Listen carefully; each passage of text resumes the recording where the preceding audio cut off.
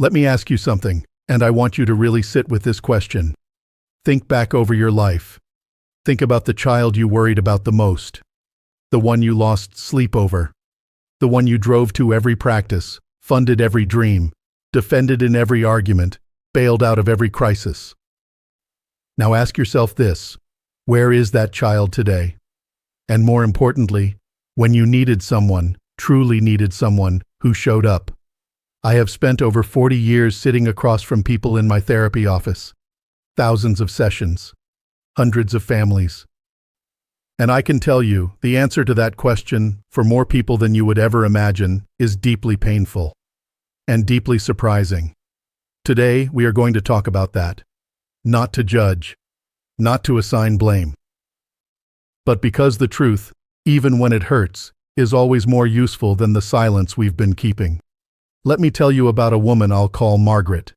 Margaret was 72 years old when she first came to see me. She had 2 sons.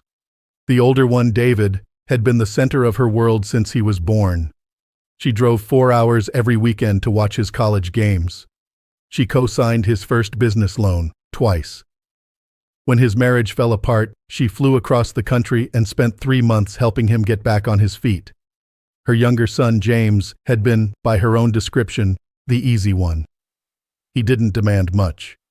He figured things out on his own. He moved to a different state at 22, called on birthdays and holidays, and built a quiet, steady life. Then Margaret had a stroke. David called her twice in the hospital. He was too swamped with work to visit. He mentioned gently that he had some financial pressure and wondered whether she had updated her will. James drove 8 hours the night he found out. He stayed for 6 weeks. He handled her insurance, sat with her through therapy, and ultimately helped her move to a safer living situation near him. Margaret told me through tears, something I have heard in different versions more times than I can count. I gave David everything.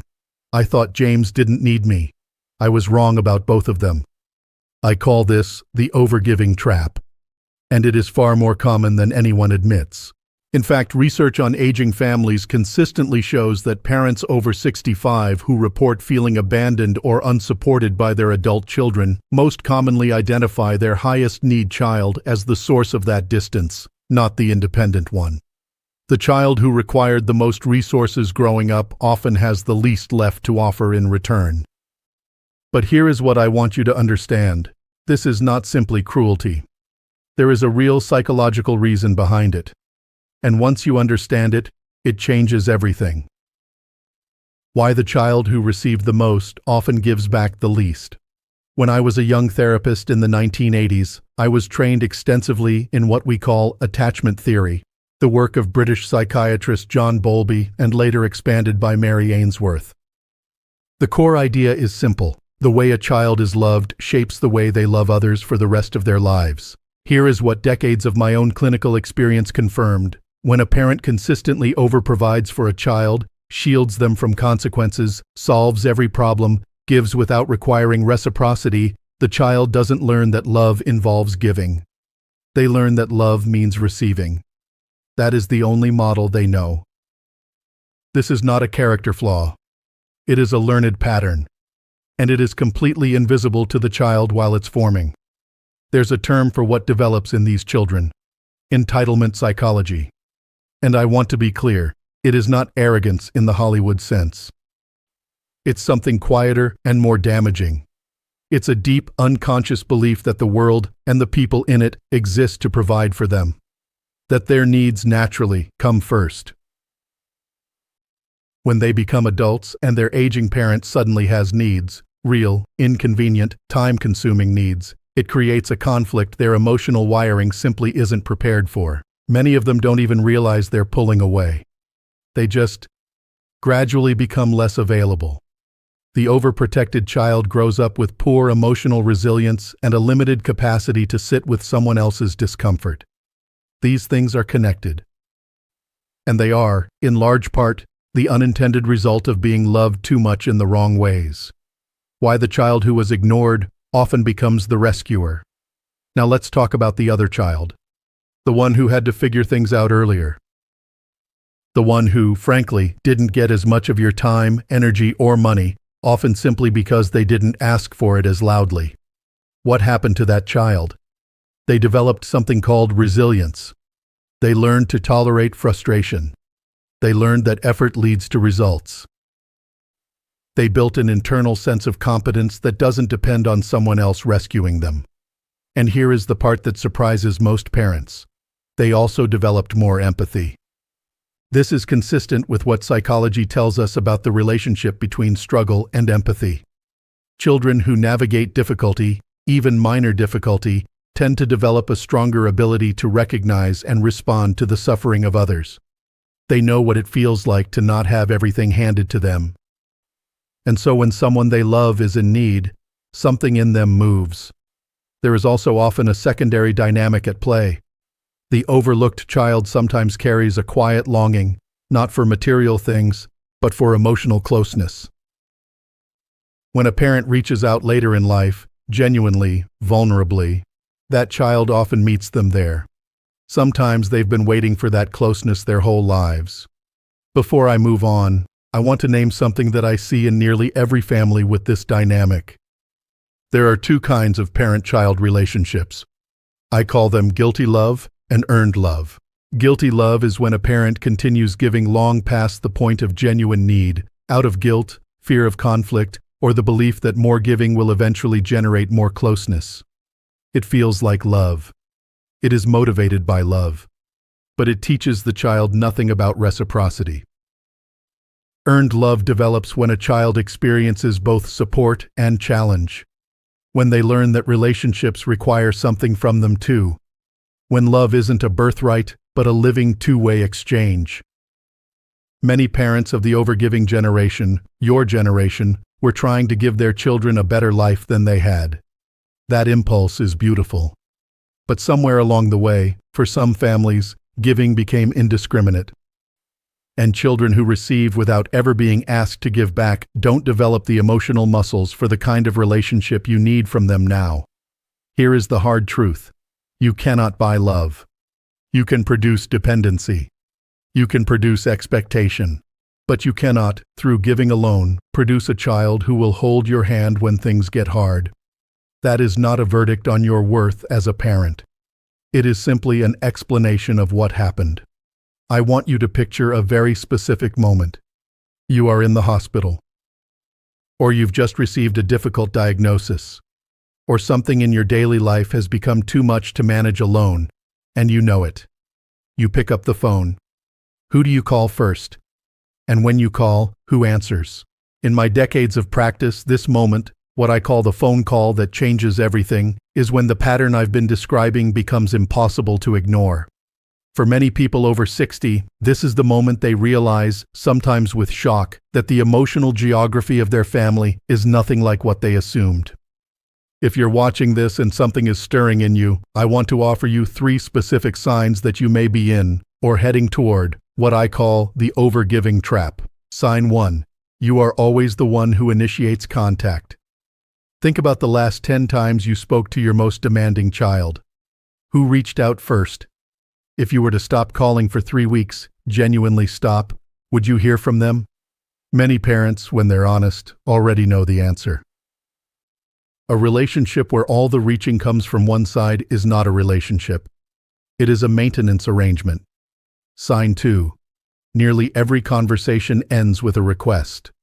Not always for money, sometimes for time, energy, emotional labor, or decisions you didn't ask to be part of. When you hang up the phone after talking to this child, do you feel connected or drained? Pay attention to that feeling. It is data. Sign 3. This child primarily appears during holidays or financial moments. If the rhythm of your relationship is structured around occasions that have material or social significance, holidays, birthdays, significant life events, and the connection disappears between those markers, that is worth examining honestly. Now, and I want to be very clear about this, if you recognize yourself in what I'm describing, you are not a bad parent. You are a loving parent who was never taught that love requires limits. You were never taught that giving without expectation teaches helplessness, not gratitude. You did what you believed was right. Most of the parents I've sat with over 40 years were doing exactly that. Recognizing the pattern is not an indictment of your past. It is an invitation to your future. People come to me in their 60s, their 70s, their 80s, and they say some version of the same thing. Is it too late? Can anything still change? And my answer every time is yes. Not always in the way you hope, but yes. Here is what I recommend, based on both clinical experience and the research on family systems in later life. Step 1. Reconnect with the child you overlooked, without pretense. If you have a child who became quietly self-sufficient, who you didn't pour yourself into, reach out. Not with guilt. Not with a rehearsed speech. Just reach out. You don't need to confess everything or apologize at length. What you do need is to be genuine. A simple acknowledgement goes further than most people expect. Something like this. I've been thinking about you a lot lately. I realize we haven't been as close as I would have wanted. I'd like to change that, if you're open to it. That's it. You don't need a strategy. You need honesty. Most children who felt overlooked are not waiting to punish you. They are waiting to be seen. Give them that, and you may be surprised by what comes back. Step 2. Redefine your relationship with the child who received everything. This is the harder conversation. And I want to be careful here, because what I'm about to say is often misunderstood. I am not telling you to cut off your child.